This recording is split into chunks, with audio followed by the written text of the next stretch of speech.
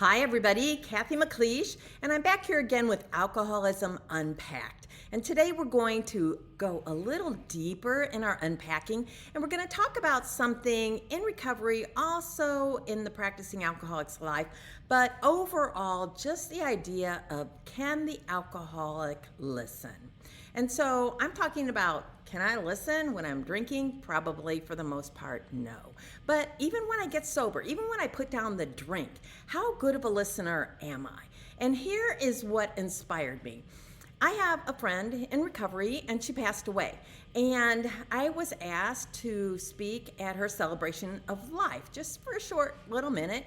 And I was asked to speak, and it happens today. And I've been contemplating this woman, our relationship, the conversations that we had, and what it was about her that was so different than most alcoholics. And here is what I'm going to share with you. This woman was a listener. She was a listener. She was a quiet soul, but she was very wise. And there's some things that happen when we're not good listeners. One, I assume that I have more to say than the person who is quiet. And that is such a misconception. Sometimes the people that are quiet just don't feel this boisterous need to be heard. They don't have to be heard. Do they have something to say? Do they think great thoughts? Do they have wisdom to share? Yes, they do. And if we give them a chance, they will share it. And that is what I'm learning with other people in my life. I can be around a lot of alcoholics that are even in recovery, and there is not a lot of space to talk. And that is kind of a personality trait of an alcoholic. Now, I'm not saying that's across the board. I'm Cathy McLeish. I've been sober 37 years.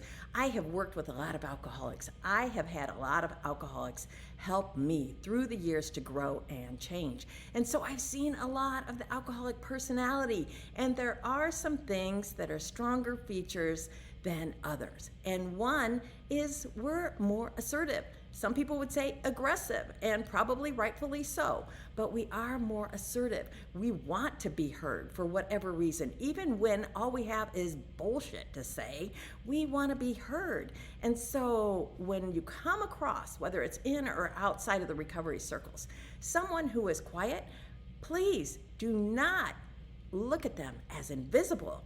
I have known this woman for 15 years. Up until the time that she asked me to spend time with her, which was 6 months ago, I could have only told you 3 or 4 facts about her life. Now again, she was in my circle for 15 years. So what does that say about me?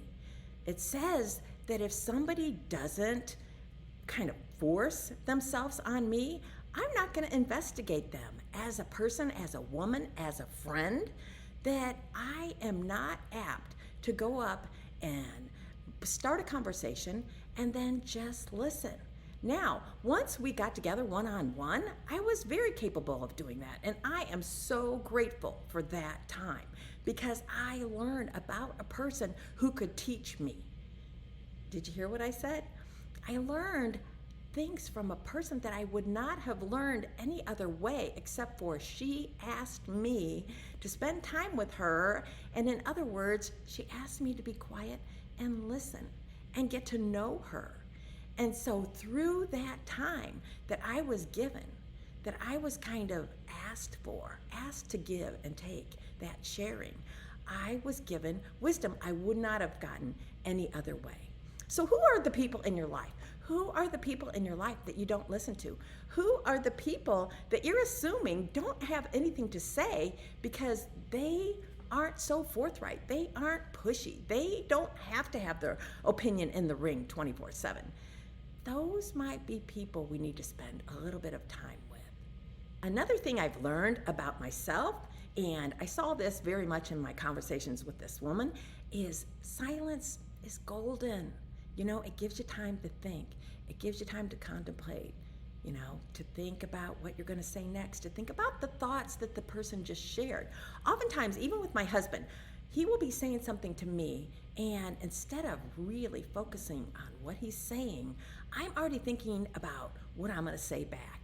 either in defensiveness or even kind of like to share in the idea or the conversation to one up him in what he's thinking or sharing. It's not intentional, but I would have to say one thing I am not is intentional in my listening. Because if I were, there would be more moments of silence, and I would be comfortable with those. And in my back and forth with this woman, there were periods of silence that were comfortable. And I had to learn to be comfortable in periods of silence once I put down the drink. Because somehow I felt that something had to be going on or it was abnormal. And there is a maturity to allowing some silence in a conversation for things to soak in, for people to think about their thoughts before they start spilling them out just to fill up air. So I'm very grateful. I'm very grateful for this woman and her willingness to approach me and ask me to spend some time with her, because it was my gift. It was her gift to me. I was the one that won in the end by being able to learn from her. And the lesson is ongoing. She has passed away, but my lesson is ongoing.